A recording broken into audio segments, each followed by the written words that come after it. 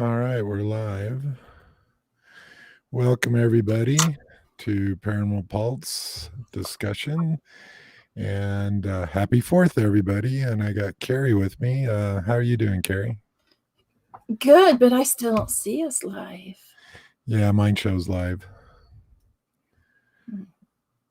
How are you doing, Carrie? I said good. Okay, good. Well, Yeah, hopefully everybody's having a good 4th of July. safe one. It's just starting for a bunch of us. Um, I hope everybody's having a good, safe 4th.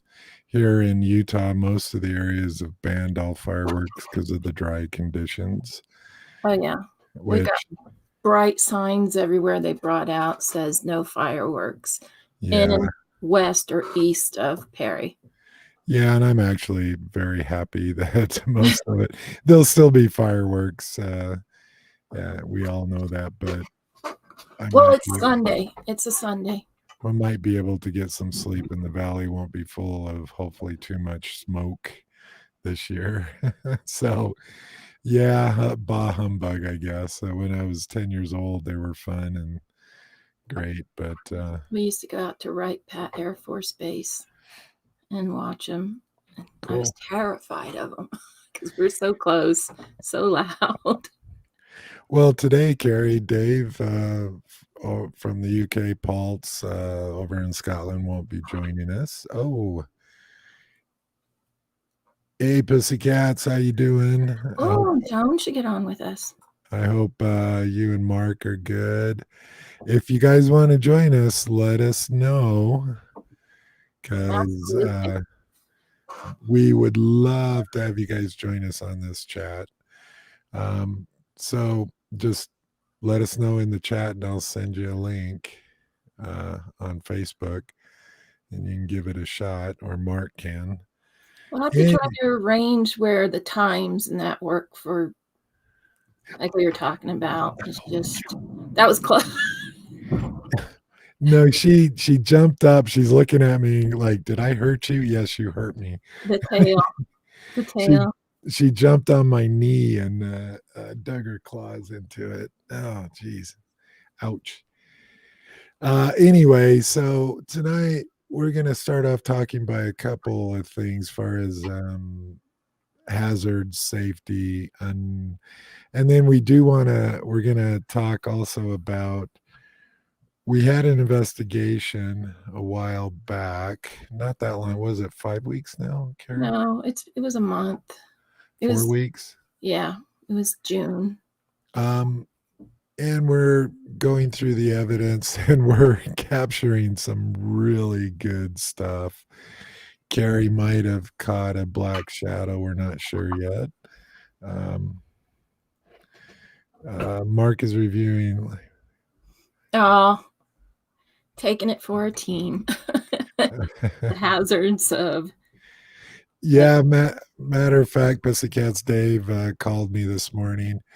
I just wanted to be known. He called me at 3:50 a.m. this morning.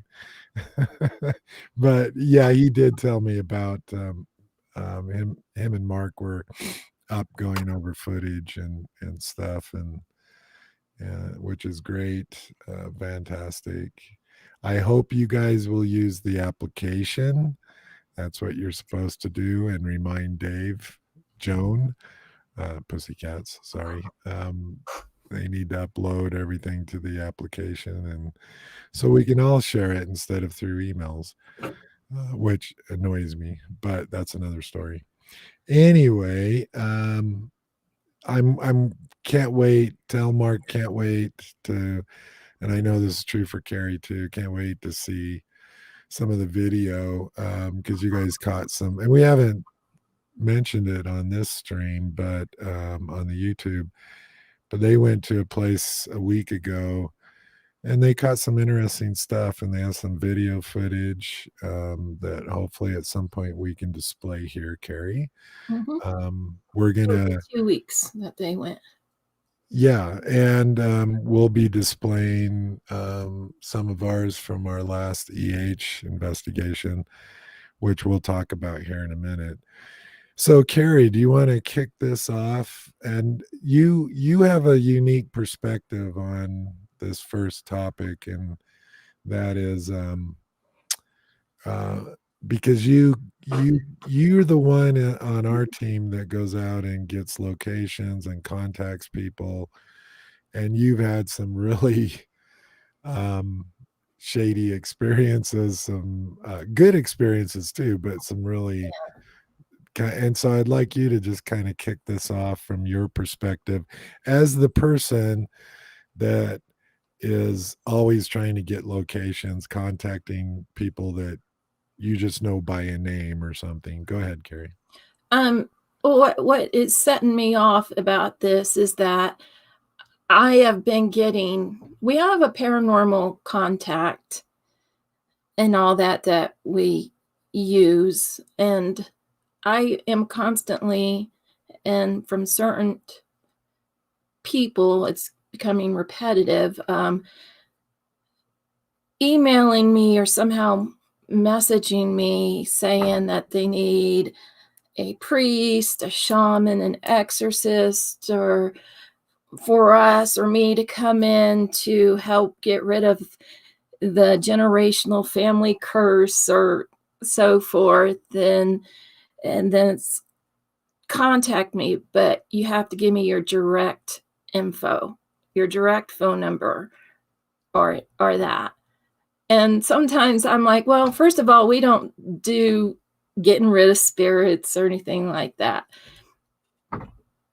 And, and I sometimes wonder if you want an investigation, we talk about it, but then it's do you talk to him? Do you not talk to him?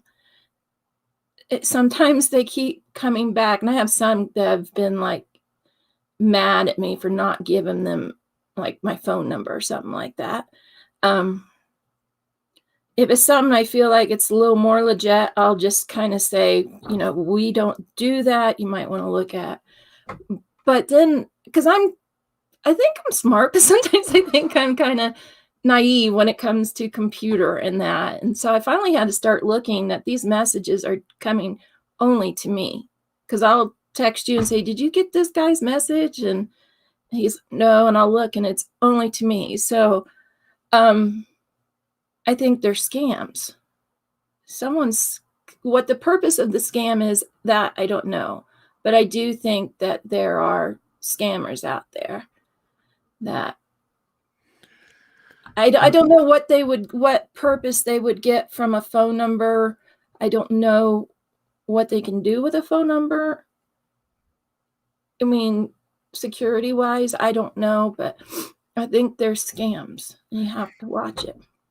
Um, yeah, and that's something to be important about. Also, we do get a lot of emails from somebody that'll put a couple sentences like "I got demons in my house" and blah Mhm. blah blah, and there's always that conversation like, "What do you think about this one?" And Carrie always has her opinion, but there's kind of this fine line. Carrie is like, yeah, we're not going to contact this person, or when we do, we're not interested. We'll just say sorry, but you know, Or if it's questionable, sometimes I'll contact them and ask them certain things. And when they come back and they can't give me these answers, or it seems like they're not going in that direction, they're saying other things, then absolutely it's just at that point it's no investigations.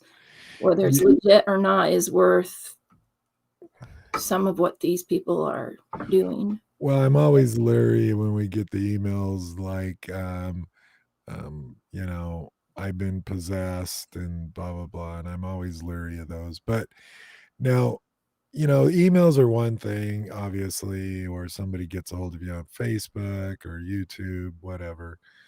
Um, now, Messages. yeah, the part I think is the part that is can be very dangerous was is meeting somebody for the first time at a location, and the location might be who knows, it might be um, somewhere in the industrial section of the city or isolated. And I know you've had experiences with that, Carrie. And there's certain times that I think if you're in paranormal team, Carrie, that if you understand where the location is, somebody out of the blue wants to go, oh, yeah, I want you to investigate. I'll meet you down there tomorrow at 2. And there's times that you got to use good judgment, and you might need, and you probably should at times go, I'm not going there by myself. I'm going to take somebody with me. Or you want to maybe meet them first at a coffee shop, things like that. And I know this doesn't sound that important, but it is, because over time this accumulates. And Carrie, you've had some really bizarre things happen and some actual potentially scary things happen. Do you want to talk about those where you've met somebody? Go ahead. Well, I think one that disturbs me is that um, there was an old. It was like a it was some type of like old factory thing, and every time I drive by it, I'm like, that'd be really cool to get in there because I had heard some stories. So I drove by one day, and there was a guy out there, and he was getting ready to go in the building, and I thought, what the hell? I'll stop, talk to him, and all that. And I talked to him, and he sounded really interested and all that. And I'm like, we'll contact. I was like, give me your information, then I'll contact you. And it was going to be a surprise. I just thought this would be a great location to say, hey guys, we're going to go do this. And he's like, do you want to come in and see it? And I'm like, no, not right now. And it wasn't because I didn't want to see it. It's just I had to be somewhere. Otherwise, I probably would have gone in to see it. And he became very persistent and grabbed my arm and was like, you want to come in and see it? And I was just at that point had to break my arm free and just went straight to my car and thought, am I reading too much into this? Is this the location we want to do or not? So I sat on it for a day or two. And it was maybe a week, I think, because I went back that area a week later and the building had been totally demolished. So it was just things like that. Yeah, hi Lisa. I know. Hopefully he's safe. Because what is it? Rain and fog? Or is that last night?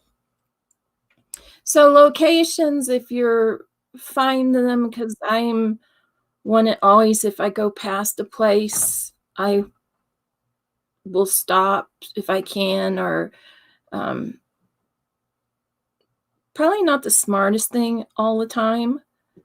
And then there's times when you're there doing it and you just think, I'm totally freaked out over this, not because of the location, because of the person or people. And then you got to sit there and think, do I want to put my team in this situation? What if this is really shady? And do I, like the Chicago murder hotel type thing, So sorry, my allergies are bad. So those are just how bad you want a location, but especially if you're just one person going alone, be smart about it. First, I want to acknowledge Lisa. Hi, Lisa. How you doing? Hope everything. Yeah, I told Dave. I talked to him earlier, and hopefully you'll just be safe driving down there. It's a long drive. That's why Dave isn't on here today or tonight, and if you're over in the UK. So, Carrie, here's the other thing that I wanted to mention. So, let's say somebody gets a hold of you, and you go, "Oh yeah," and I this is my view, and then I'll let Carrie jump in after I get done and kind of expand on it and everything, because this is critical. If you got a paranormal team, I think these parts are critical. So Carrie goes to a location to meet somebody. There's certain things that Carrie will do. She'll look at the condition of the building. She gets a walkthrough. She'll ask questions like, "Is there asbestos?" and things like that. She'll observe and go, "Well, crap, half of the building's nothing but, 6 inches of pigeon crap or whatever." So she'll give an overall assessment, not of just the owner or whoever she's meeting or have talked to, but I think it's critical to understand the condition of the building. And this is what we do, and I'm sure other teams do this, but it's critical that you do this because if there's a possibility, for example, Carrie, as asbestos at the location, we just flat out won't do it. But go ahead and I'll let you expound We've on been in that situation. We had a wonderful, I'm not going to mention the place. Happy 4th. it. Um, Happy Fourth. Happy Fourth, it, Lisa. it was a wonderful place, and it was massive. And then we were down in the basement. I don't know if you remember this, Cordell and Draper. Oh, yeah. Yeah, and we're in the basement, the floor sinking, all this stuff, and there's pipes and the asbestos. And I, Carol Ann, Carol Ann. I like that name. Happy 4th. And at that point we did ask, is there still asbestos? And the guy told us, yeah, I think there still is, because they never did anything to it. So we're like, okay, we're out. We left the basement and all that, because back then we weren't really wearing the masks either. So you just Yeah. don't always know when you're interviewing someone for a location. Ask them stuff like that. Is there black mold? Is there asbestos? Most likely there's going to be mold, pigeon poo, and animal feces everywhere. But when it comes down to the asbestos, just don't even mess with that. Yeah, and we're bringing this up because it is something that is very critical, and you always have to default on the health of the team members and everybody involved. And there is no location that is absolutely always worth it.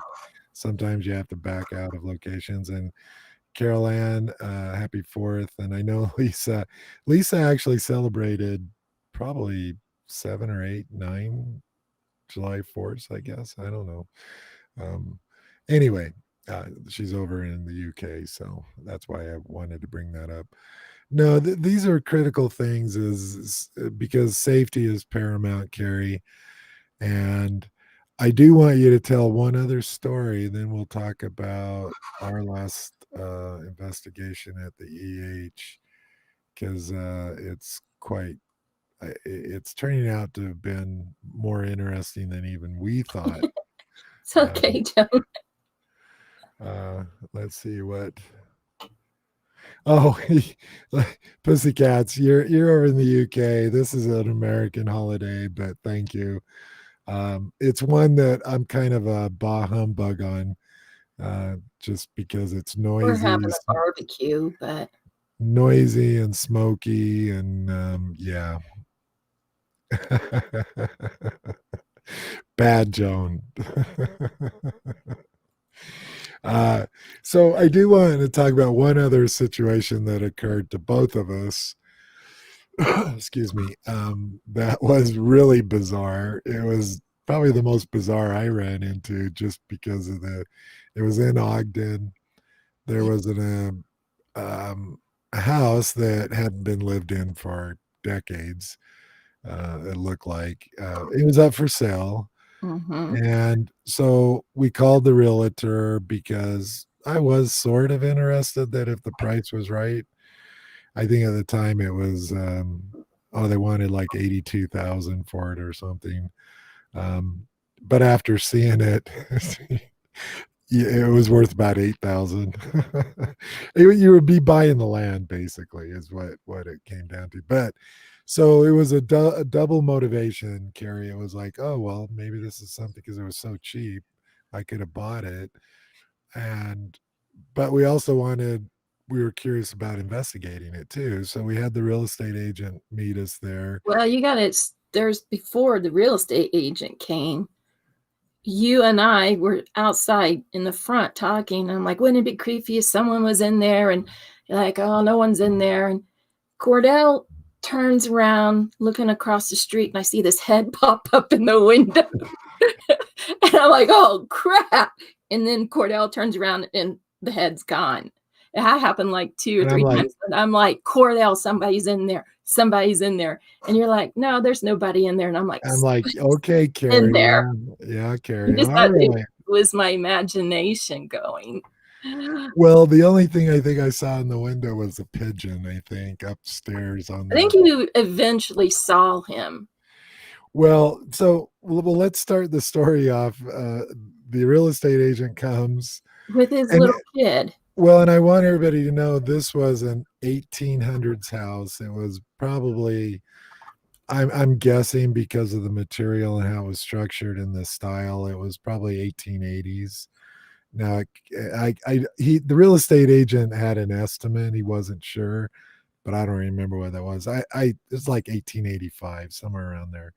So it looked really cool, and it was 2 stories, and so and it was all wood and everything. So anyway, go ahead and tell the story, Carrie, and I'll.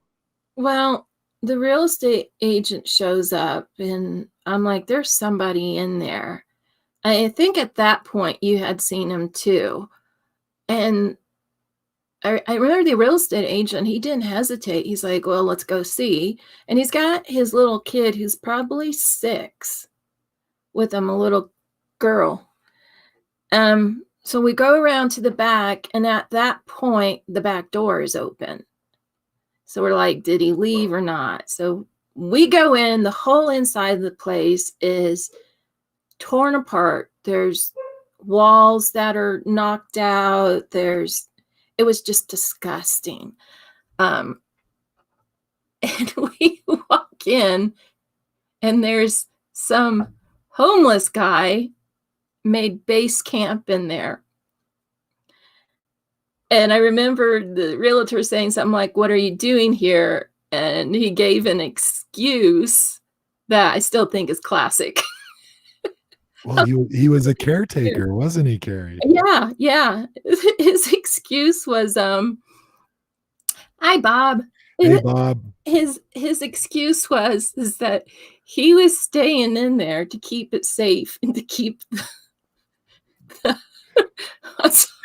Well, he was there he was basically claiming to be like a security person, and he claimed the owner knew he was there, and he was keeping people like that actually were, he was trying to keep himself out, I think is what he was yeah, trying to the say. drug users and Well, he was a meth addict. Now, he was in the back of the room. Now, so me and the real estate agent went to what would have been the kitchen, and it was gutted, guys. And yeah. there was human feces everywhere, and just it was. Now, Carrie, I didn't notice because I was asking all these questions to the We real went estate agent. upstairs. Yeah, and Carrie though ended up in Disappearing. this guy's den. He had an old couch or a love seat or whatever with I saw the magazines. There was piles of magazines. Now you take the story from there, Carrie. And so he's leading me in there, and I'm a softie, so I'm like feeling kind of bad for him and stuff. And you go in, it's just like I'm not touching anything. And I look, and there's like a zillion porn magazines all open and laid out. And I'm just like, what the hell? And then I'm looking, and there's all these burnt spoons sitting around. And at that point, I'm like, oh, I don't know what the burnt spoon thing is, but I'm like, something's not right. And then I hear, Carrie, Carrie. And Cordell comes down, and he's like, don't disappear. And I think you saw it, and you're like, oh, your Well, reaction wasn't good. But before Cordell's reaction, the realtor's kid is standing there, and the guy's giving her toothpaste and toothbrushes. yeah, it was And real. she's taking it, and the dad's just like, "Thanks." Well, for those in the audience, yeah, the burnt spoons, Yeah, that's identifiable as a heroin.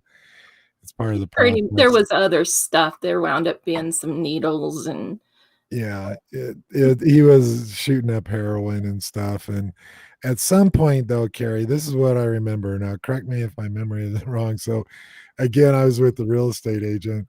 Didn't he try to? He asked you to sit down and look at his oh, magazines, which were porno mags, yeah. by the way. Oh, yeah. Yeah, there was quite a collection of them.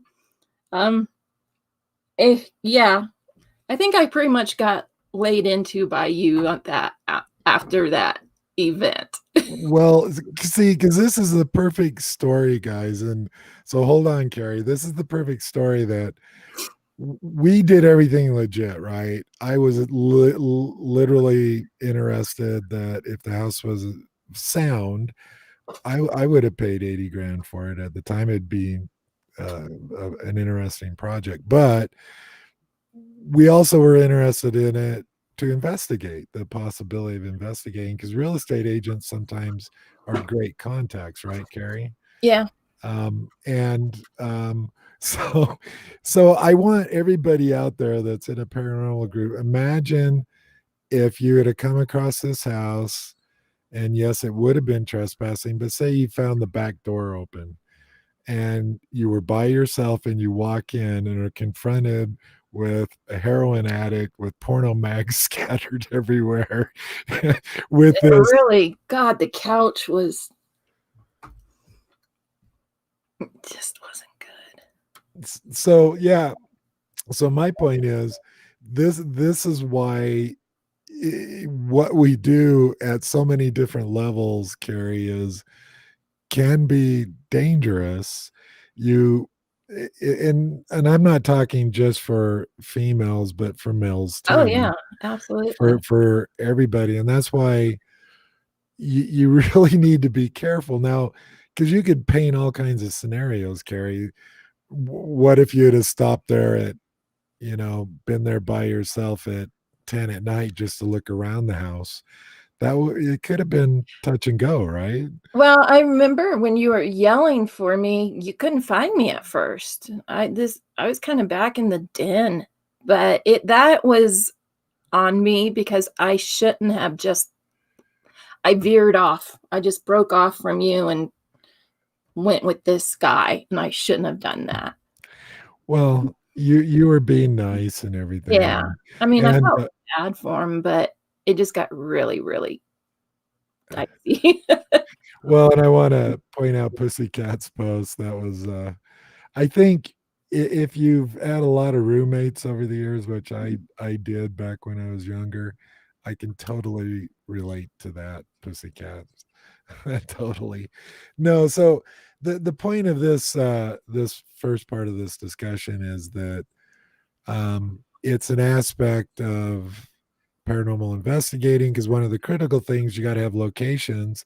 So if you have a team, you have to have somebody on your team or multiple people that try to find these locations because they don't all just magically come to you. Some do, but not all. And you got to go out and you got to cold call people. You got to go visit buildings and try to work your way into it that way. And you just got to be really careful. There's hazards out there, and don't. I hate to say this, and I'll let you can add anything you want, Carrie. But um, on the surface, I wouldn't trust anybody that contacts you or that you go to a place. I think you got to be very careful. Go ahead, Carrie. No, you do, and there's been times it's like, I don't know if this is a good idea or not, um, but I do it, and sometimes there were a couple I probably should not have done, and with those, when I have another team member that suggest us a suggest us suggest a location, and if it's one I know that's not in a great neighborhood or something like that, I will actually tell them, uh, I don't want you to go do that. I'll go a different route with it, or we'll get a bunch of us together to go check it out. But for all the good, there's been more good, but I've had some really bad ones too. Yeah, and there's more stories, and residentials can be. I just want to add this, and Oh God, yeah. I don't know if you want to expand on it, Carrie, but we've kind of we don't actively seek residentials, and there's multiple reasons for that. And one of them is because they're one of the most difficult in the aspect that the owners usually want something. They're expecting, like, oh well, oh, they're going to come over, investigate, and then do sage and chant some things and everything, and then everything's going to be fine. And that isn't how it works, and we don't do that. But Uh-uh. it's also some of our weirdest, and I probably, maybe I shouldn't use that term, Carrie, but some of our strangest encounters have been at residential as far as owners go. A And residential doesn't mean you're safe. I mean, you still, I don't care who you are, especially there's just certain situations you need to have another member with you. yeah, and I Carrie, do you see Yeah. Pussycats? And it's funny because I want to acknowledge that there seems to be quite a difference between the States and the UK. There's a lot of places that are happy to have you investigate, but they want you to pay money. It's true here too, but not as much.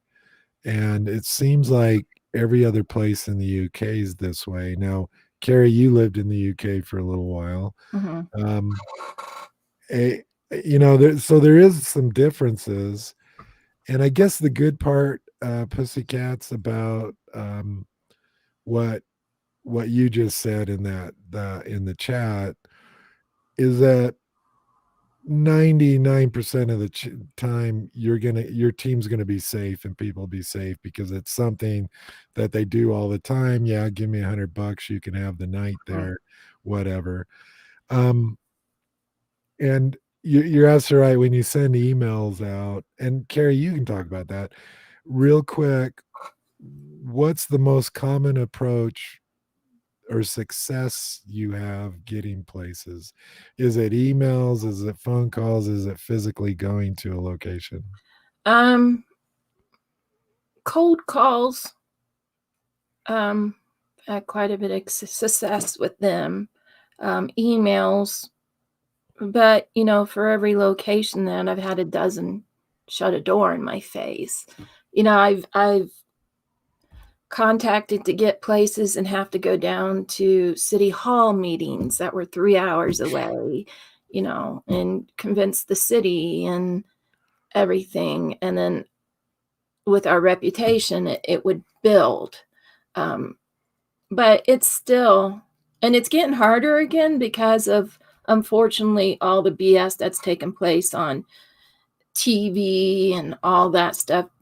These, I don't even call them paranormal groups, have really ruined it for those of us who are really passionate and honest and true about this. So, um, a lot of locations now are, we can't do it anymore.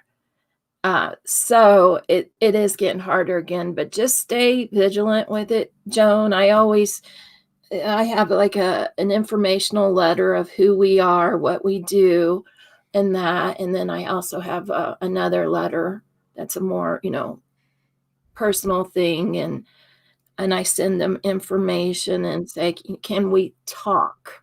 That's where I go into. It's like, can we talk about possibly investigating, or what would we have to do to get permission to investigate? Um, I do want to mention, I think one of the things that we do, and I think some other groups do it, but I don't know what the percentage is, Carrie, but we have a liability form that Mhm. we basically tell them, if you let us come in, if we get hurt or do something, we won't hold you liable at all. And because there's for a lot of owners, one of the critical things is, oh yeah, sure, I'll have you guys come in. One of you gets hurt, then I have a lawsuit, and I'm going to be paying Mhm. $1 million. We've had liability forms forever, and they're like, "You're the only team that's done this." And Yeah. I think it's become more common, um, but I made ours specifically in that, and then it just got to the point where, certain locations or cities, the city would draft up, like, a yearly contract for us, or liability form to sign. But, when you're talking to them, you stress we have the liability, everything's confidential, until they choose. We have forms, photography release forms, all these things, and, which I should give to Dave for over there. Um, but there's a lot of information and stuff that goes into it. Um, and sometimes it takes a while. I mean, there's banter back and forth and Well, and I do want to mention, so, and then, letters of reputation, like, if we've got a lot of people who've written really nice letters about us. Cold calls can be hard. They it's can not be in me. hard. It's It, not I'm not a phone person. I hate talking on the phone. yeah, So, but cold calls can be hard. that's not for me. I'm not a cold. "What do you Yeah, want? Why you call?" I would have starved to death if I a telemarketer, that's for sure. So, because it's almost like that. It's almost like being a telemarketer, calling somebody up and, oh, hey, by the way, we're a paranormal group, and we'd like to take over your building one night and just invest. Yeah, I mean, it's a real difficult, and some people are good at it. So Carrie happens to be really good at it. I'm not, and it's a tough thing. But like Carrie said, the problem, guys, is there's been a backlash, and there's certain unethical groups and individuals that have soured, the playing field, soured a lot of people on the whole thing. And on top of that, Carrie, you always have individuals that the last thing, they're interested, they won't admit it, but and they don't want it to be made public, but they're secretly, I think they want to know, they believe it to be haunted, and they want verification. And I think you've gotten us into a lot of places based on that. They're like, well, I don't want this to be made public, nobody, but I am really, I think it's haunted, and I would really like to know. Yeah. um, On the cold calls, Joan,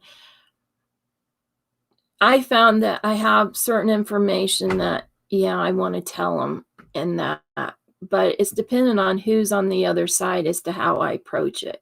Sometimes it's really relaxed and easy, and you can kinda banter and get into it. Others, like, "What do you want?" And you gotta kinda get it in. So, I mean, it's the order of the information you get may not always be the same for every call. So if you have to, I mean, I've been stuck on the phone with people for an hour or longer, uh, just trying to get an answer. And then it winds up just, oh, yeah, we had this, this, and this. And I'm like, that's great. Can we investigate?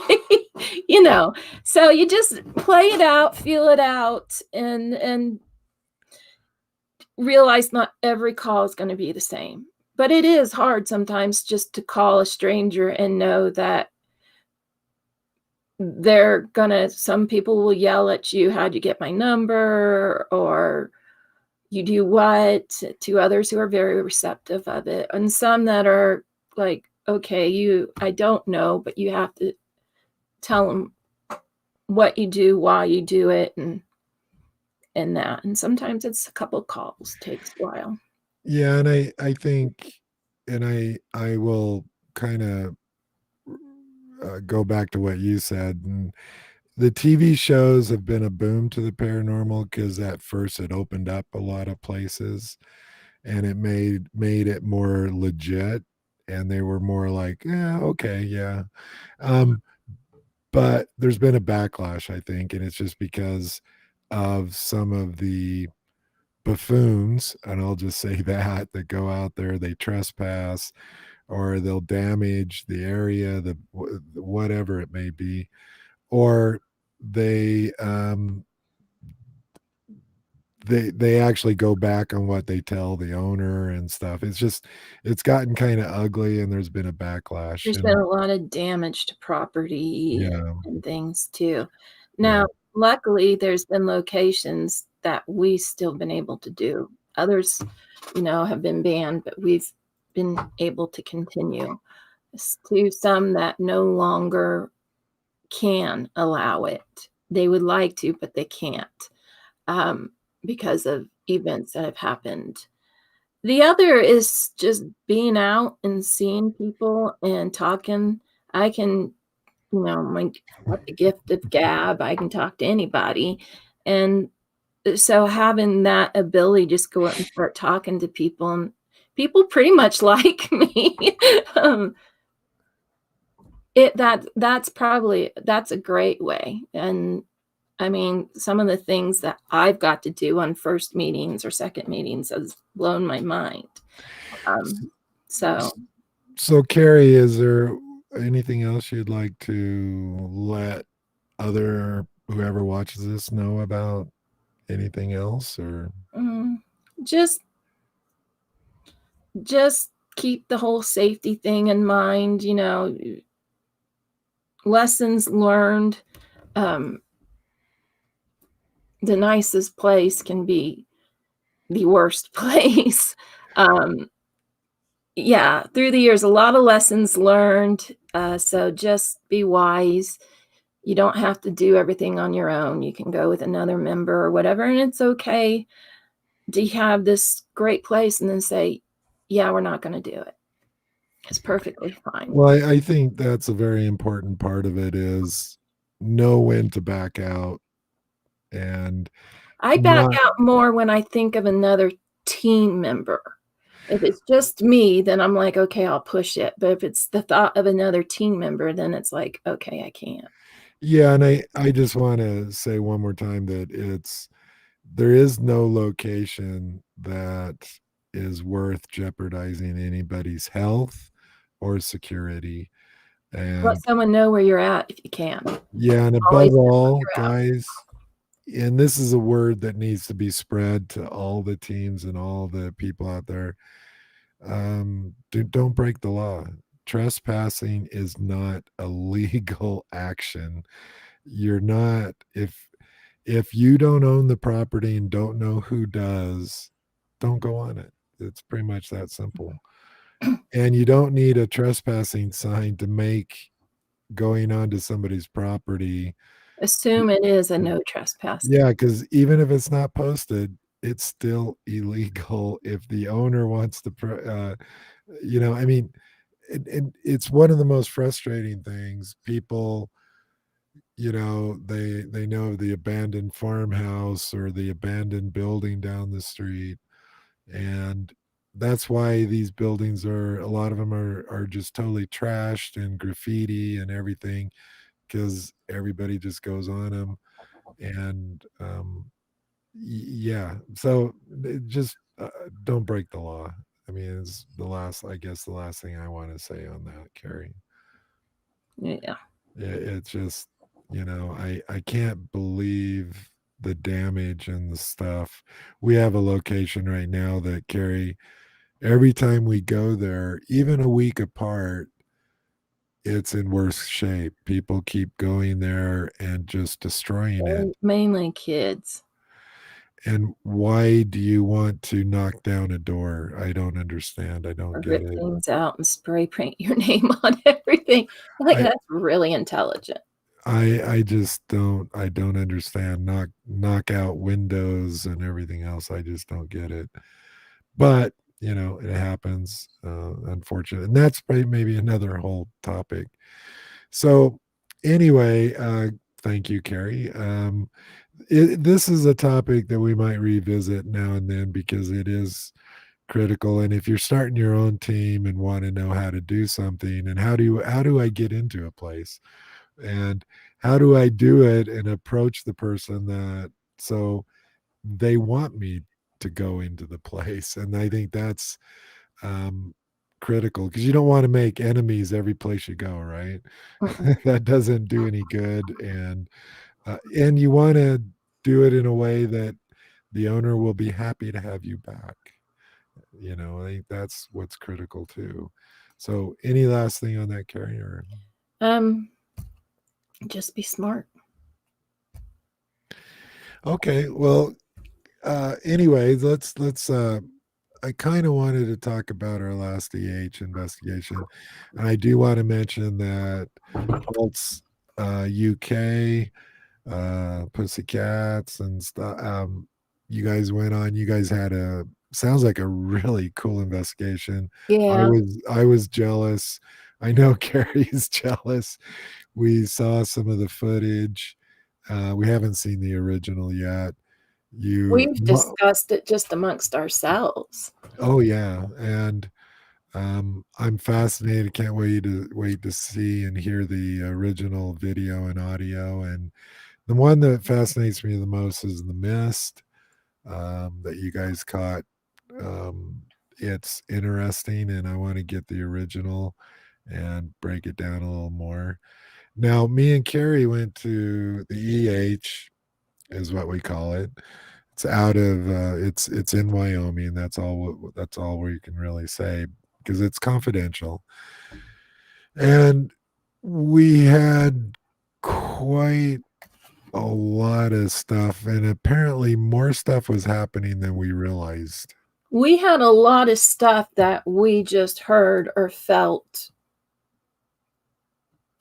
and that actually we caught to support, which it was phenomenal. Yeah, it is, what I'm excited about. So we had, and some of this, there's a process of going through evidence. There's because here's what you should do is that when in doubt, you clip it, you mark it, do all that stuff, even if you're not 100% sure it's valid or whatever, because there's a debunking process. And hopefully, multiple people have audio and video at the location, and you can get stuff clarified. Because sometimes it's not cut and dry. You'll hear a voice, and because somebody else has an audio in the area, you realize, oh, because you couldn't quite tell, oh, that's the investigator, that's debunked. And that's the critical part. But having said that, Carrie, I think we've caught some really interesting stuff so far. Yeah, there's only one EVP clip. I'm still going through video. I haven't even touched audio yet. That I think it's you. Okay. But all the others are, I was just like, Well, I want to tell everybody out there. So we got an audio, and this is really rare. Unfortunately, at least it seems to be rare. Out of for every 2,000, you get a name spoken. We apparently got Annette, which is it happens. It just doesn't happen that often, and it's really clear, Carrie, Annette. yeah, Um, I mean, it just is like a net, just and a net, maybe and then it's gone. It's just and like, maybe I can even play that one for him because it is super clear and it's so unusual, and we're pretty confident this is a legit EVP. It's not any of us. So, well, it was just you and me. well, yeah, we were up in the atrium, and it is clear as day. So, Carrie, why don't you tell them about your possible shadow? And I say possible because it hasn't been. Um, we haven't gone through the process with Carrie's video on the shadow to determine if it's legit or not yet. But Yeah. go ahead. Um, yeah, I'm going through video, and at this location on the 3rd floor atrium, there's about a waist-high guardrail that goes around with, what is it? A foot space between them. Um, and I have the camera pointing on the back wall, and you see this black mass come into the frame, but it doesn't go above the railing. And at first I'm like, what is that? And then I started seeing like an arm come up and then go back down. But there was no like details of seeing someone's clothing or something. Like it was just solid black. And it did that for a while, then went out of frame and then came back in. And then it was just still, then you'd see an arm or something pop up. And it was just Cordell and me. So of course I'm marking the time in that, and I need to find out from Cordell where he was located to see if this is possibly his shadow, even though it was getting dusk and there's no electricity in there, but there might have just been enough light coming through a window to create this shadow. One of the things that really intrigues me is how dark it is. I can't see how your shadow would be so dark, so what we do is I clip it and everything, and with the timestamps. So I'm contacting Cordell yesterday saying, where were you at this time? So we're waiting for the process to find out where Cordell was. Most likely it's going to wind up being Cordell. But this is what you have to do to see if it's a legit shadow or not, or begin the process of understanding what it is. And sometimes it's like devastating when you find out it is another investigator. Because when I first saw this, I was like, wow. And then, the logic sets in. Okay, well, it's not me. I know that because you can see me on camera. And when I'm moving, this thing isn't moving. So my other question would be, was it Cordell? So, and if it winds up being Cordell, then it's a good call. It's a good debunking, which you need to be able to take pride in that too. Because I think too many times there's things put out there that maybe shouldn't be because they haven't gone far enough to explain it. And when you go in and we've gone to locations and things, and we've gone in and been able to debunk it in no time flat, just by common sense and testing and that. So as of right now, it is most likely going to wind up being Cordell.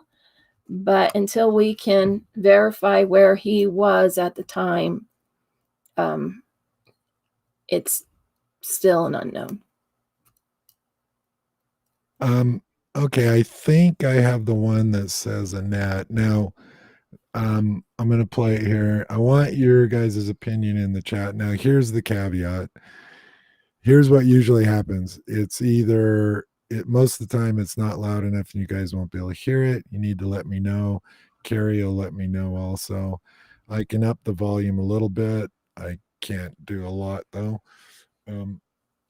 And I believe this is the one that says a female name. So should we play it? Yep. All right. So let's see.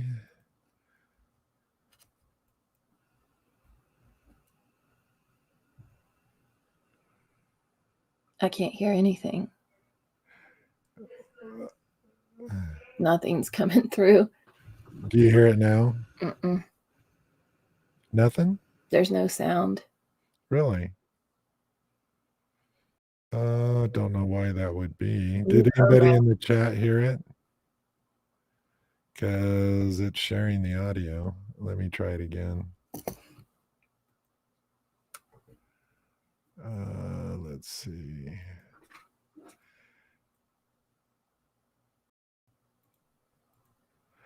Well, let's try it again. Did anybody in the chat hear it? No, Bob says no. Oh, wow. Interesting. Well, this is new software, and we've done it before, though, so I'm not sure. Oh.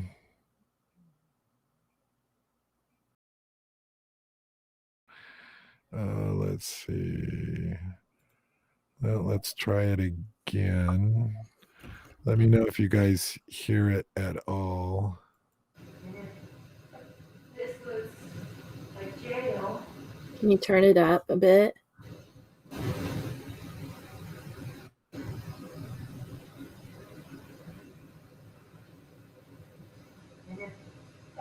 This looks like jail.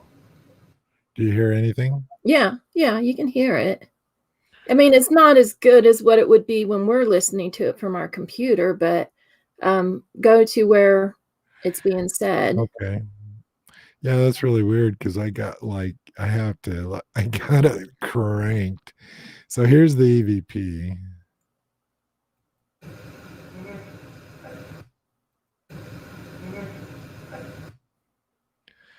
Do you guys hear that? Mm-hmm. And it's definitely a female voice I've never heard before. And it appears to be saying Annette. Do you guys out in the chat hear it? If you could hear it with your headphones and everything, there's no question. Cordell played it for me, and I'm like, it's a name. It's Annette. Okay. Well, sorry guys. This is new software and it should be sharing the audio. It is. It's just distorted. Well, I'm wondering if it's not sharing the audio and it's what you're hearing is just coming over my mic right here. Because I do have external speakers on. And normally that's not a problem, but so Carrie, here's what we'll do.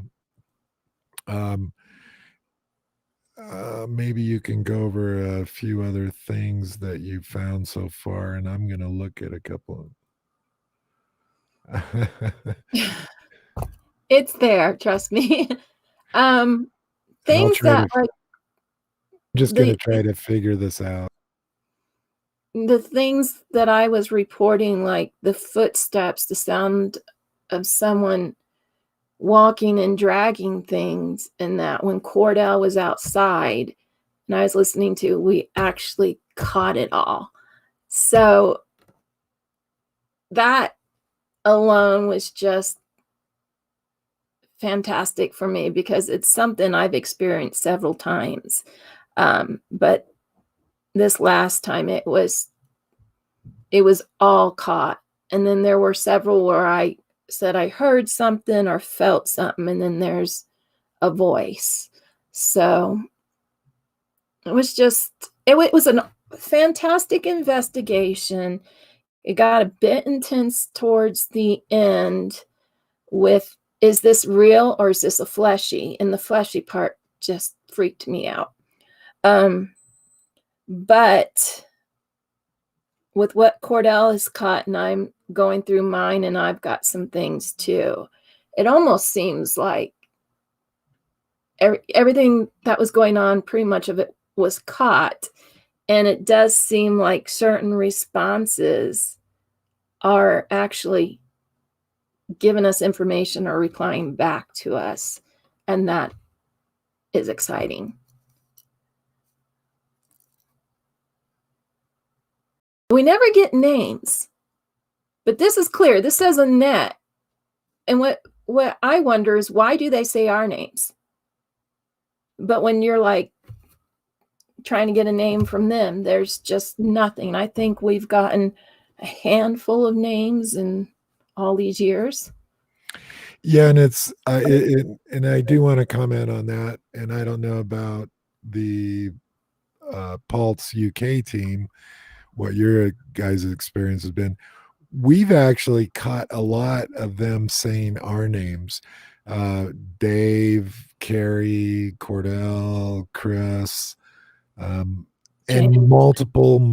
multiple times, but rarely do we get a name that we're assuming, Carrie, is their name. What if their name Now, is our name? well, we're assuming that when, like this Annette, there's a woman saying Annette, we're assuming she's maybe saying her name, but she could be talking to somebody else Mm. that we're not aware of, but we don't have any evidence of that. So we have to, right now, we kind of have to assume, well, that might be her name. Um, uh, but it's not guaranteed, right? No, well, nothing's guaranteed. And I do want to mention, so another clip we have, Real quick before we move to go another ahead. clip, the thing is now I've got to go through my audio and my videos and see if I've got um, these clips that Cordell does because my audio's in a different location. Have I caught them too? Or so we still got to go through that whole comparing the times and seeing if another audio or video has caught it. If not, so the Yeah, and process. the other interesting clip, and I'm not going to try to play it because apparently it's not coming through very well. And I'm not sure why. But anyway, so another interesting clip goes along with what we were just saying. So we got a clip that a female is whispering Carrie's name, saying Carrie. She's hold on, let me get Pussycats in here. Oh, I Oh think yeah. Dave told us about that. Yeah. Yeah, I think Dave sent it to us if I remember right. I remember that one, but I don't and it does sound like a different language. Some people would argue that I don't even know English, but it's pretty much the only language I know. So, um, but it's interesting is, and I love it, Carrie, when we capture what appears to be a valid EVP saying our names. That's it, There's a creepy male voice that says my name too. well, in the very first time it happens to you, it's kind of weird. At least it is for some people. Carrie's unique in a lot of these areas, guys. She'll always shake her head. No, not for me. It was perfectly fine. Yeah, I liked it. No, but like the very first time I caught an EVP of another voice saying my name, it was kind of weird because it's acknowledgement that they know you and they're aware of you, and that it's and I would never say it's creepy, and it isn't creepy, it's something special. I think it's something special, and it meant a lot to me, and it still does, Carrie. Every time I hear my name, um it's never been creepy though, but it's kind of I've had weird. creepy. Well, it's never creepy in the way that, like, oh, to me it's special in the fact that they're acknowledging you with your own name. They're, Yeah, and yeah. that's to me is very, very But special. well, I won't say it's creepy. Like the guy used like that's a creepy voice. And I was just like, oh, he's saying my name. He's responding to me. And it was almost like I was asking certain things and that, and a lot of these felt like they were almost responses to what we're saying. But so creepy by that is it might sound creepy to someone. Uh, Cordell and I will agree and disagree on tones and things like that. When you stop and think about it, it's a little creepy sounding just because of how it's the voice is, but you're like, oh, yay, someone knows I'm there. Well, yeah, and Let's go further than that. Let's start getting some more stuff going. yeah, and far as tone goes, it's up to the beholder whether it sounds creepy to them. Mhm. It's like, if I go, a lot of people would interpret that as being very creepy. Even though you don't know what I just said, right? Nobody could hear. And if you think you know what I just said, please post it in the chat. I'm really curious. Uh, but tone is everything, right? If you hear this nice, uh, high tone female that, it's like, oh, that's so Female nice. voices seem to be accepted better by investigators than male voices. Yeah. No, I very, don't very. know. I like hearing the male voices in that too. I mean, it doesn't, and I think that's where investigators, especially new investigators coming in, you need to be able to separate, okay, the tone of that sounds creepy, but I think I sound like a guy when I talk. And I have a raspy voice. Um, so separate the sound. Don't assign a meaning to the sound right away. Um, Pay attention to what's being said and that. So I think too many people at first just assume or go bad with it when a name is being said or something. So just take time to realize, I mean, they could be talking in a very, Bing Crosby sweet voice, but it's coming to us as like a Marilyn Manson or something, creepy sounding. It might lose a lot of its Did original form. did you just say Marilyn Manson? Yeah, I don't know. Marilyn Manson. He kind of gets, I like him, Char- but he's, Charles Manson? no, Marilyn Manson. Oh, okay. I thought you misspoke. I thought you were going No, to say no, Charles. no, no. He's music. No, I know who he is. Yeah. No, no, it's interesting what people interpret. There's kind of a universal interpretation of what is creepy, right? And but on an investigation, it doesn't necessarily mean it's bad Mhm. or You're anything wanting like that. these responses and that, and I sometimes with new investigators and that they get it, those responses, and their initial reaction is like panic. And we've had cases, like that where we've literally had to take the investigators, calm them down, tell them it's okay, and all of that. Respect what they're feeling, but explain to them, kind of break it away in pieces for them that they can understand it and process it a little bit easier. Yeah, and so unfortunately, guys, it appears that you're not able to hear because I was going to play some more clips, two or three more, and there's no point in trying to play the one that says Carrie, that Carrie's name because it's a whisper. It- oh, what did Bob say here? Bob, I love your voice. And I love Cordell. I have no idea what he just said. Um, so thanks, Bob. I'm snitching on you, Cordell. So anyway, I was going to play some more. Now, I do want to touch on real quick. God, time. So we've been on for an hour and 8 minutes. That's amazing. Seems like 10 minutes. Um, I want to touch on too, because this is critical, Carrie, on what. So when you as an investigator listen to audio or even video, a lot of people just clip what they think's a voice.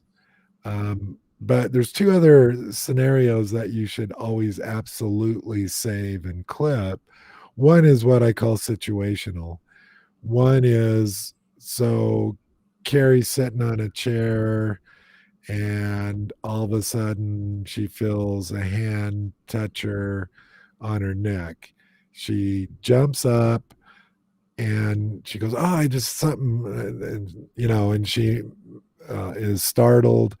You should always clip those We because they're actually got one of those. yeah, and yeah, we do. And Yeah. my point is they're valuable because Uh-huh. it gives you a reference point. Plus, 3 years from now, you have this clip and you go back and go, oh, wait a minute, I got a clip. Carrie was touched at that same spot because somebody else might on another investigation have the same thing Yeah, it's happen. almost like logging the personal experiences. You wanna, if you got them on video or audio, absolutely clip it, and at the same time, you might have another investigator's audio or video there, and they catch visually or hear something at that same time.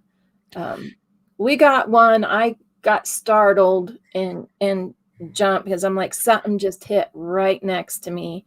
Cordell didn't hear it, but it's there. We caught it, and I like was like, "Oh shit," or something like that, Yeah.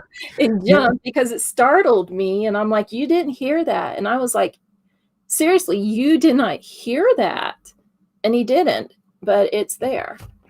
So I want to acknowledge Carol Ann. Yes, Bob is totally mad. yeah, You're we love him. absolutely, but well, it is a good mad, right? Yeah, he's crazy, but it's a good crazy. It's always good for everybody to have a little bit of good crazy in them. It's the bad crazy you don't want.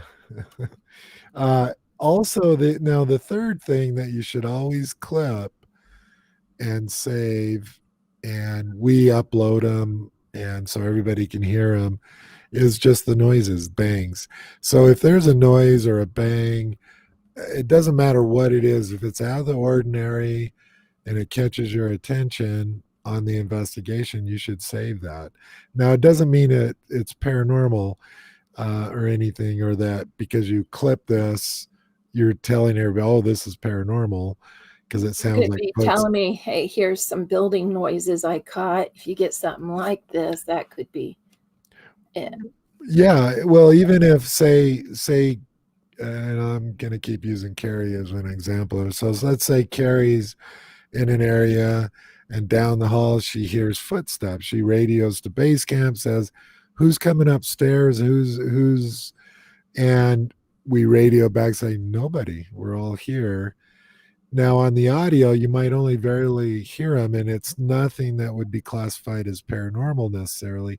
But you want to clip that. If you captured that in audio, clip it, and I recommend, like, for our team to always upload it to that investigation, and you can select reference, because that's is so valuable. So the next three investigations or three investigators, if they experience it, now it might mean something, right? And I think it's critical because people think all we do is clip the hey asshole. Yeah. That they think that's all we do, or oh, this might be a shadow or whatever You on the have to video. clip the things that you can debunk too,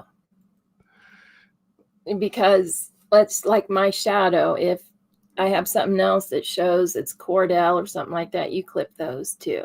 Yeah, Things that are debunkable, clip them, post them for the others to see, and um, yeah, yeah, they're reference. And here's a good example, and this is one I just, and then we can move on. But so it was me, Carrie, and Chris at investigation. It was probably Carrie maybe 3 years ago, maybe four. I can't remember now. Might even been more than that. So it was me, Chris, and Carrie, and um, Chris is in a room it's his leap 28, of life. and me and Carrie are in the atrium, and Chris is in this room, and there's an open window in between us and him, and he's sitting on a chair, and We stuck him in there to pretty much test him too. yeah, and it was so funny because he's sitting there, and you could tell he's like looking around, and he's It's a kind of in black, the, dark room. yeah, and a lot of activity has happened in this room, and me and Carrie are situated where we can see him, and we're just sitting there, and probably 10, 15 minutes goes by, and I can just see Chris's face, his outline of his face, and I see that he's looking around, and all of a sudden, just out of the blue, he yells loud as can be, And within a blink of an eye, he's out of the chair, jumps through the window. I think he would have broken some Olympic records how Yeah. far he jumped. And he jumped into where me and Carrie were all in one motion, and something had grabbed him. And so there's a perfect example. I still have that. I when I came across that audio when I'm listening, I found it, I clipped it. I still have it's a reference point that it can be really, really valuable. And that I guess my point. What else do you got to say? Carry on. No, yeah, exactly. And not everything that an investigator experiences is always going to be on caught evidentially. And that's the same thing. You still have to write it down, and keep a log of it, because like you said, someone else comes through, they experience something very similar, certain area down to certain times and things, to who's there, who's not there, and all that. And this is all information you want to gather, because it's going to help answer some questions and make EVPs and things that you get a little more legit. Right. Then you're just going to get something that's just totally off the wall. That, where's this coming from? What's this got to do with where we're at or what's going on? It's just some very random, weird thing that happens. We've had those. We just sit there and like, what was that about? What? So, Yeah, yeah. And so my recommendation, just for anybody that cares, is always clip what you think could be evidential, but also clip and save the reference audios, the audios, even bangs and stuff. Even though they might never be evidence, but they're good reference material. They're like, okay, roughly the same time, 3 times now, we've heard these footsteps. That's or yeah, yeah, or we've got a couple where 2 or 3 investigators caught a voice or something, and then the 4th investigator is like, no, that's me, yeah, because they're carrying their audio or something like that. You don't delete those from the data, they stay there. yeah. So, Um, so now, having said that, and I planned, or at least I wanted to play some of the clips, but they're not coming through very well on this software, and I'll have to figure out why. And so I do apologize, because I had like 3 or 4 that we could have played that I think you'd have found interesting. Now, having said that, I would like. I'm going to put Carrie on the spot. I'm going to put the spotlight on her, and I'd like her to explain, or at least go through. There was 2 moments that she was by herself in the building at base camp, and literally the only way I can describe it to you guys is all hell broke loose. And I kind of want you to explain that, because even for somebody that is well seasoned and has done this for years and years, it can still be really startling, because your first reaction, Carrie, was this was so profound, the noises and what was occurring, the footsteps. You actually, literally, when I came back in the building, you were convinced there was a live human being in the building with us. mhm. So go ahead, walk the people through that real quick, because it's interesting. Cordell and I will often do a little test, because it seems like more happens when it's just me, and when Cordell comes in, it kind of backs off. Um, so we'll do a test where we'll say, okay, Cordell's leaving the building, and he will go outside. And we just say, Cordell's left, or sometimes we don't say anything, and he just goes out. Well, this night we were doing that, and every time Cordell would go outside, within probably a minute, there would be heavy footsteps and banging and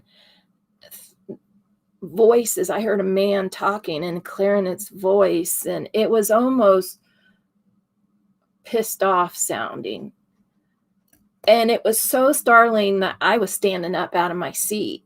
I had the headphones on, but I'm like taking a step back because as loud as it was and as much it was going on, I thought there was someone in there. So Cordell came back in and he's like, anything? And I'm like, yeah, I mean, I'm telling him all the things.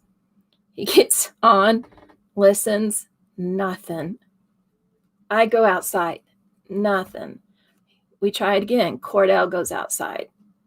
It's the same thing. All hell breaks loose. Now you're watching me through the window, and again, I'm up, standing back, because in my brain, there's somebody up there. And I'm like, they're going to come running down those stairs with a knife or something. And I was like, the investigator's like, gotta stay here. But my brain's like, I'm going to get killed.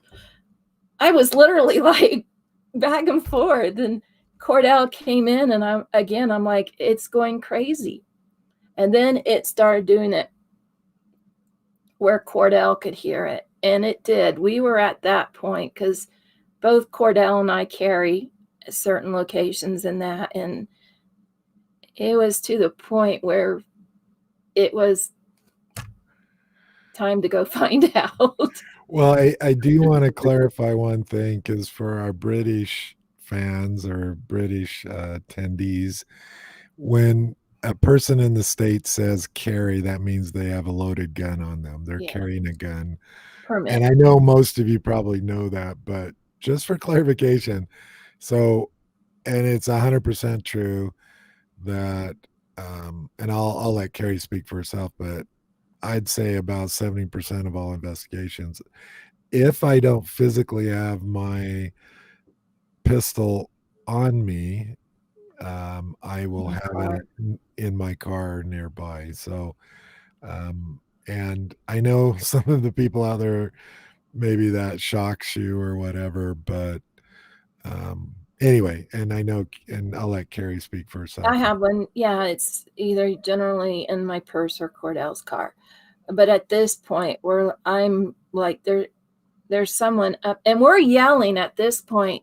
If you're here, just leave. We're not gonna get you in trouble. Just leave. I started yelling that up when Cordell was outside because I'm like, but in my brain, I'm like, there's no way. How did someone get in here? And of course, Cordell goes, well, they were probably hiding. Well, yeah, there's probably 4 or 5 of them. They're probably They're hiding all. probably hiding, and my brain's like, we're gonna get killed. We're seriously gonna walk in on something and get killed.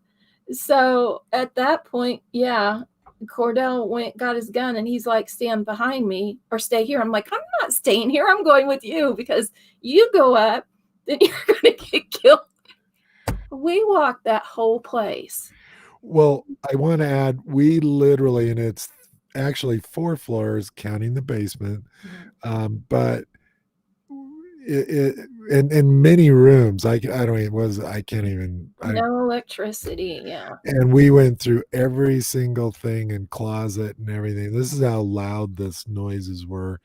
And the ones You could feel it too, the vibrations and the floors and and the one I heard, I heard multiple ones, but the one that stood out in my mind. So I have a high condenser mic. It's a studio mic, and you can pretty much hear everything. It sounded like somebody took a steel chair, picked it up, and hard as they could slammed it on the floor. It was so loud. I kept telling Cordell that too. I'm like, he's like, no, really, what are you hearing? And for a while he wasn't able to hear this. And then finally it was like, okay, well, we're going to let him know too. And then I'm like, see, I told you. But then you could see Cordell's face start getting concerned. And I'm like, is it a fleshy? Is it a fleshy? It's got to be a fleshy. And it wasn't a fleshy. And so far from what Cordell's clips so far and a couple that I've got, it supports a lot of the claims and things that we heard or felt or experienced, which is fantastic. And I'm No, just ready to be right back in that situation. yeah, and it's a location that we might never be able to get into again. We might be able to and one more time maybe, and that I'm just going to leave it at that. But it's one that is a lot of members here are very fond of. Have had tons of experience. And guys, I don't know if you've ever experienced this, but there's certain locations that always mean more to you than others. And for me, and I'm speaking just strictly me, it's those are the locations that something unique has happened that's never happened anywhere else. And, or maybe it's the number of times that it's happened there. And so they hold a special meaning. And this is one of those places. But I also want to clarify, too, just for anybody listening to this, I do have a carry permit, I do and too. um, I've been around guns since I literally the first gun I ever shot. I was 6 years old. So and so It's uh, not like we walk around with our in our hand when yeah, we're investigating. It's there in case of emergency. There's certain locations where we're out in the middle of BFE. For all that don't know what that is, that's bumfucked Egypt. BFE, and there's no cell service. There's just nothing. Now, when you're telling a spouse, "Hey, I'm going out to this location," your spouse does not always like it. I always get, it used to be, "Is Cordell and Dave going?" I'm like, "Yeah, okay." And then when Dave left, "Is Cordell going?" I'm like, "Yeah," because if Cordell's not going to be at certain locations, my husband really doesn't want me going. But do I listen? I'm so I'm broke. not going to say a word on that, but um, Cordell, you've done it to me too. I yeah. really didn't go. Just wait until I go. But that doesn't happen too often. We're always pretty much there together. Well, and and Carol Ann, I do want to say one more thing. Now, there's certain times that it's inappropriate to have a concealed weapon or whatever, in my opinion.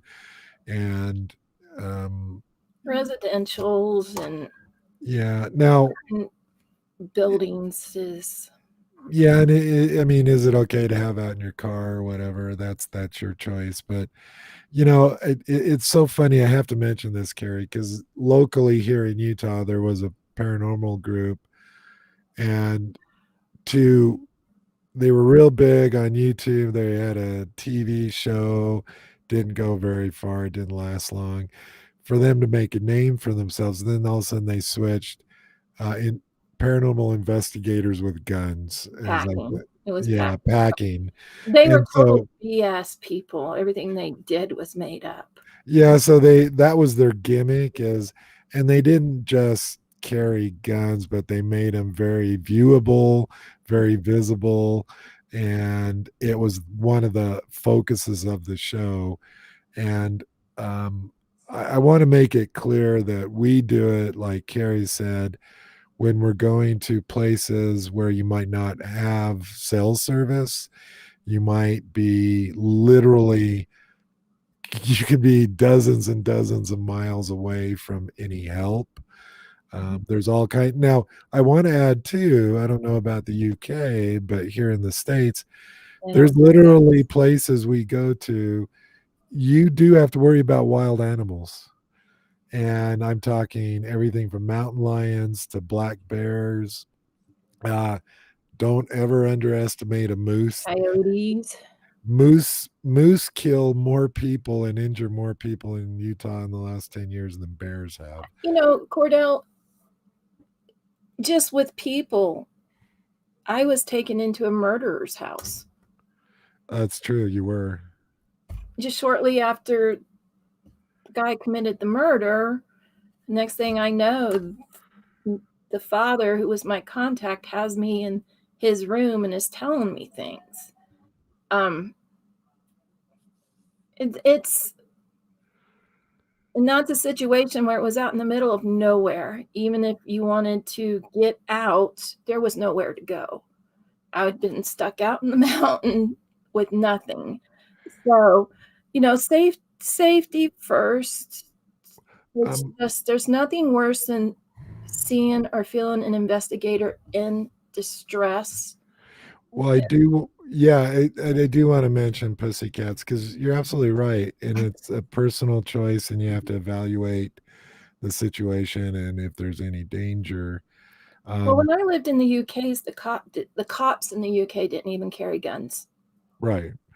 So No, it's no, and like I said, we go to places like I said, I have been chased by a bear. I've been attacked by a badger.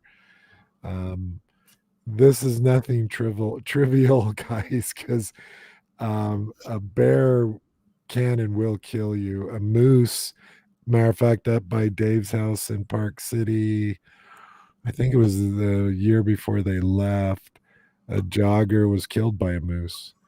Um, stomp you. and it's really on your environment, and you have to. And I here's the other thing, Carrie, that I want everybody: only carry a gun if it's legal. Second is You're not if scared. you know how to use it and all the safety, because it's nothing trivial. You don't get a second chance. And so And we've come into meth,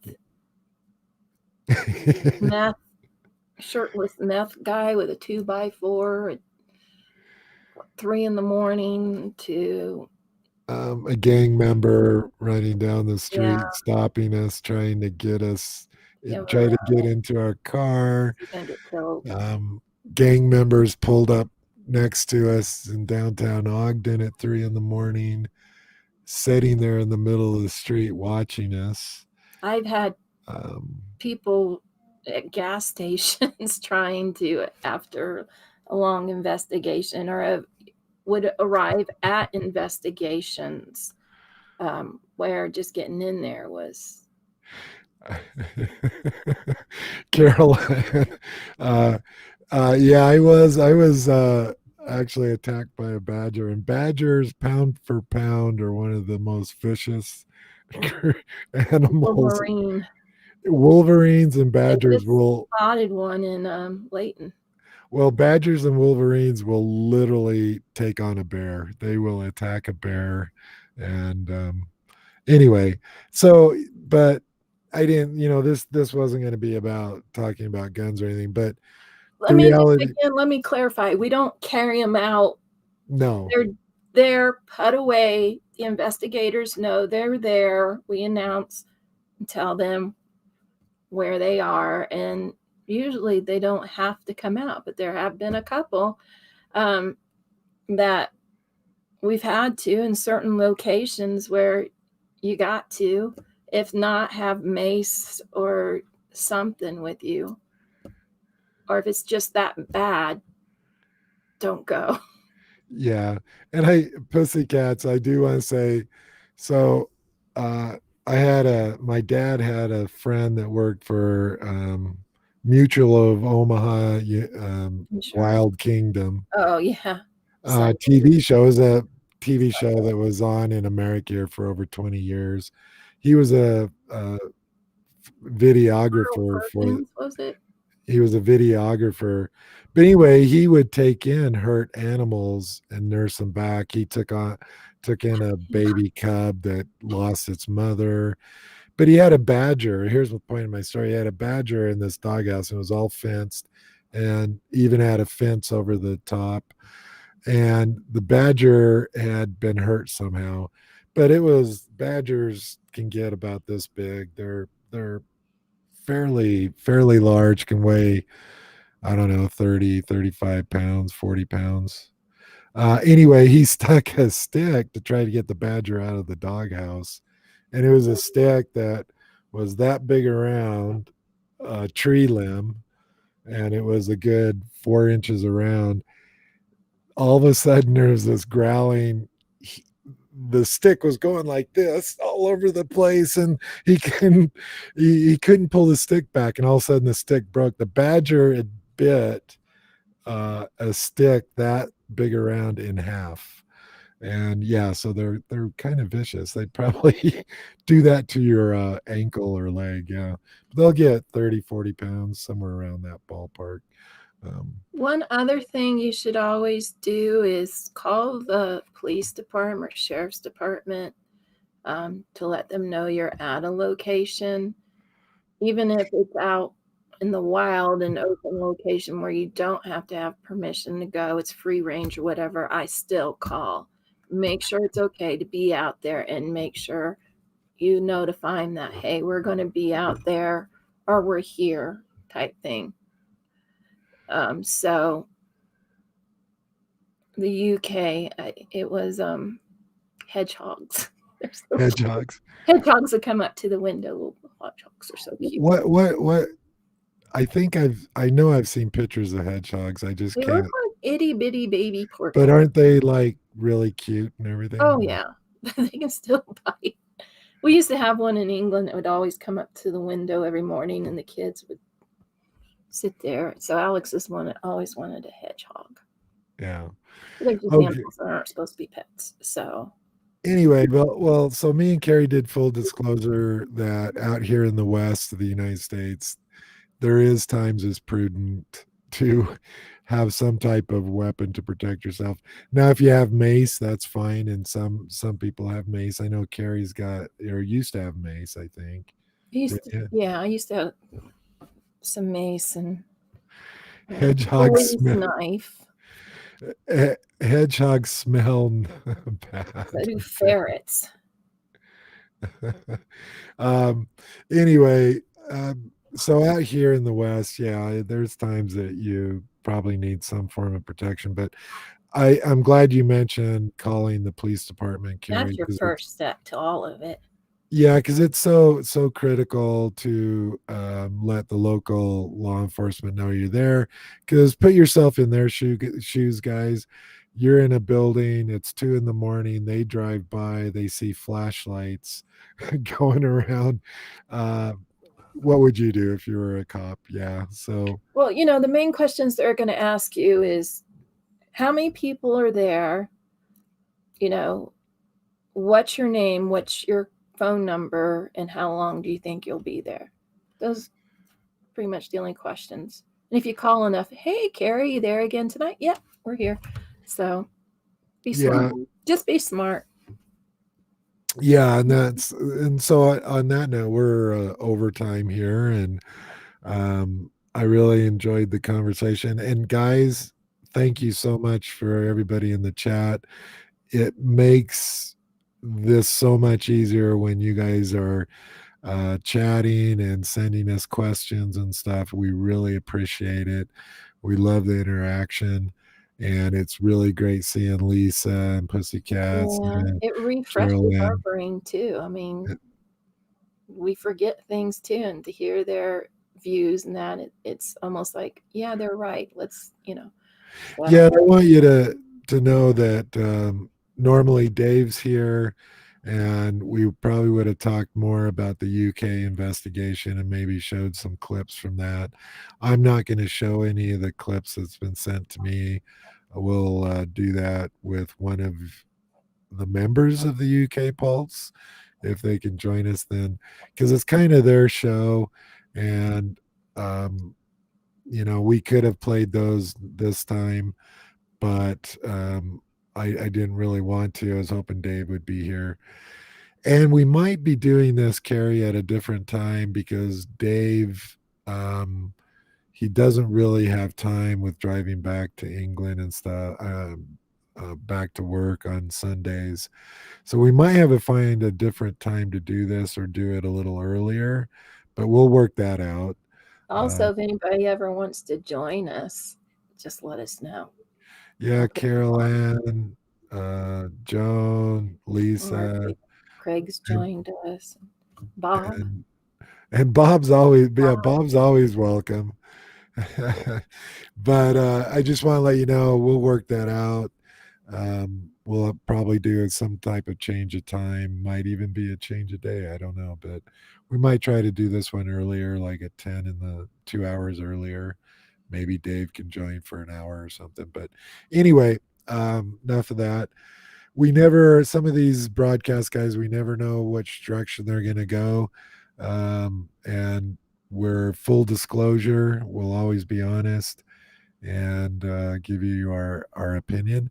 But I hope you enjoyed the show, and happy Fourth to those in the United States. Yes, Uh, everybody have a safe and yeah, happy 4th of July. yeah, and I realize when you're talking international, the Fourth of July really doesn't mean that much to most people.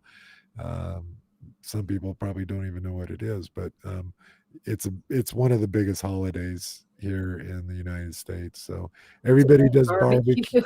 barbecues and tries not to blow their fingers off with fireworks. That's pretty much it, or Yeah. start fires.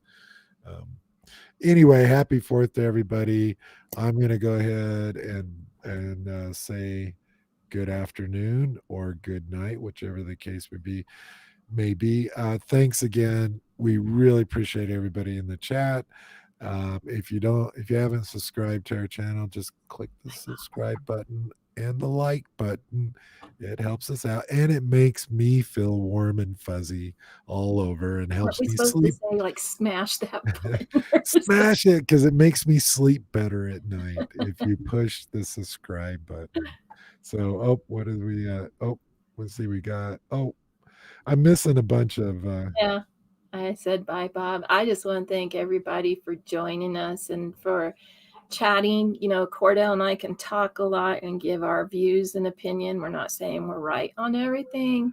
And I appreciate people who are willing to state their view too, will always be respected. So, And on that note, I'm going to say goodbye, Carrie. goodbye, Goodbye to Cordell. everybody. Goodbye, Everybody, everybody. be safe, everybody. And w- hope Carrie already left. So, so on that note, I'm leaving. Good night, guys, or good afternoon.